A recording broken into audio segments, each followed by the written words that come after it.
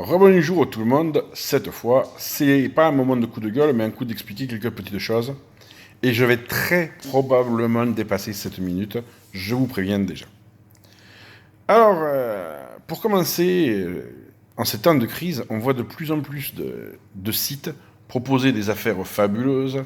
On en voit surtout sur Facebook, là, des gars qui te proposent une télé 75 pouces à 122 euros.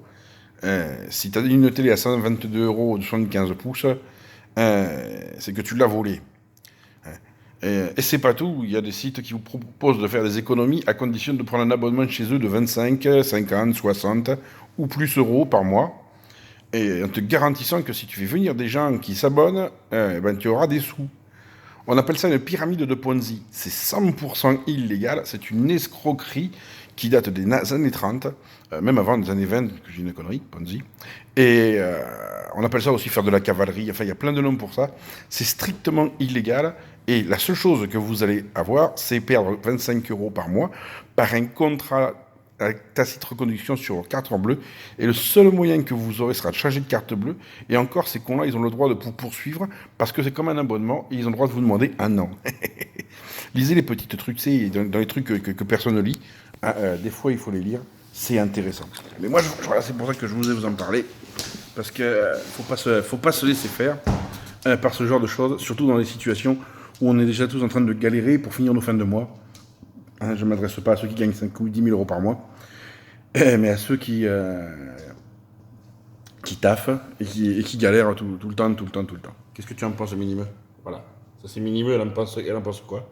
J'en pense que c'est de la connerie. Ouais. Voilà. Voilà. Elle s'en fout, elle est mangée. C'est pas elle qui paye, c'est moi. Qu'est-ce que je voulais vous dire d'autre? Voilà.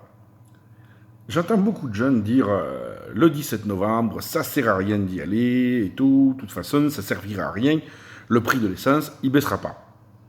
Et vous avez raison. Le prix de l'essence, il ne baissera pas. D'ailleurs, le 17 novembre, c'est pas que pour faire baisser le prix de l'essence. Le 17 novembre, c'est un moyen de dire au gouvernement on commence quelque chose qui finira quand ça finira. On ne sait pas comment ça va partir. Vu que les partis politiques se battent en ce moment pour savoir qui peut être le parrain ou la marraine du mouvement. Il n'y a pas de parrain, il n'y a pas de marraine. C'est le peuple qui dit non. Ça, c'est important de le dire. Le 17 novembre, ce n'est pas une finalité. C'est un point de départ, et ce point de départ, il a déjà commencé. Les pompiers, les ambulanciers qu'il faut saluer parce qu'ils ont pris cher, et ils vont continuer à prendre cher, mais ils ont raison. C'est pas que le prix de l'essence, c'est la fin du service public, la fin programmée de la sécurité sociale telle qu'on la connaît, le passage aux mutuelles privées, les pertes de pouvoir d'achat surtout. Je ne sais pas si vous avez entendu ce matin, mais les économistes nous prévoient, à cause de la sécheresse, à cause des inondations, des énormes hausses au niveau alimentaire. Énormes. Ils parlent de 25 à 30%. Si les prix augmentent de 30%, ton pouvoir d'achat il baisse de 30%. L'énergie, on n'en parle même pas. C'est 30% par an, tout le temps. Mais c'est que ça. Tout devient plus cher, tout. Alors vous allez me dire, oui, mais il y a encore des choses gratuites en France, pour l'instant. Mais si on le laisse faire, l'autre là, le guignol, il n'y aura plus rien de gratuit. Il n'y aura plus rien de public.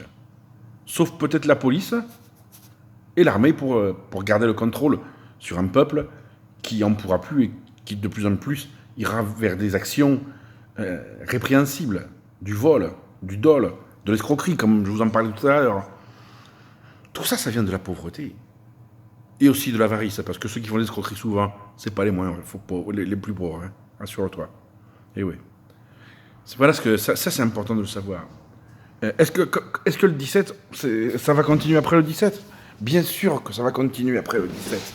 Évidemment que ça va continuer après le 17. Excusez-moi, je bouge en même temps parce que je suis dans le soleil et vous ne me voyez pas. Évidemment que tout ça, ça va continuer, que tout ça, ça va changer. Bien sûr. Est-ce que ce sera pas encore des blocages? Peut-être. Est-ce que ce sera toutes les semaines, tous les mois? J'en sais rien. Est-ce qu'on risque de prendre des coups dans la gueule de la part des CRS et des mobiles? Oui. Faut pas se mentir. Oui. Est-ce qu'on risque de finir en garde à vue? Oui. Est-ce qu'on risque d'être condamné? Oui. Est-ce qu'on risque de la prison? Peut-être. Parce que ce qu'on veut faire, c'est pas juste demander la baisse du prix de l'essence. C'est montrer au pouvoir que le peuple, sans les partis politiques, est capable de dire non, de dire il y en a marre. Le peuple, il n'a plus besoin d'eux. Parce que quand on regarde à droite comme à gauche, ils sont au mieux, ils ont de la compassion pour le mouvement. Non, aucun d'eux n'ose dire je viens avec vous, je vous propose mon drapeau. Bon, il y en a, il vaut mieux pas, hein, non, sincèrement. Et il y en a, on est déçus qu'ils ne le fassent pas. Voilà. Mais c'est comme ça. C'est comme ça. Alors, bien sûr, on peut pas, il n'y aura pas 66 millions de Français dans les rues. C'est pas possible. On sait très bien. En plus, c'est le samedi, il y en a qui vont faire les courses, il y en a qui vont aller au football pour les enfants, etc., etc. Et ouais. Hein. Mais au moins, c'est un samedi, pourquoi? C'est un samedi pour vous proposer de venir, sans que ça touche à votre travail, ceux qui sont dans le secteur privé. On sait très bien que les gens dans le secteur privé, ils ne peuvent pas faire grève. Ils ont le droit, mais ils ne peuvent pas. On le sait, et c'est encore pire avec leur nouveau contrat à la con. Hein? Il ne faut pas se laisser faire. Il ne faut plus se laisser faire. Quand on entend encore M. Macron, comment il parle à un salarié de Renault, comment il ment aux retraités, comment il se dédouane, mais il est abject. Il est abject. Il dit qu'il a fait son tour pour se rapprocher des Français. Où est-ce que vous l'avez vu proche des Français?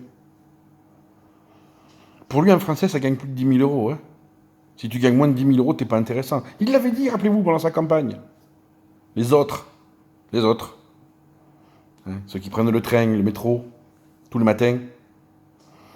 Puis il s'en fout que les rames de métro et de RER ils soient blindés, il les prend pas, lui. Hein. Et là, l'hélicoptère, c'est plus pratique.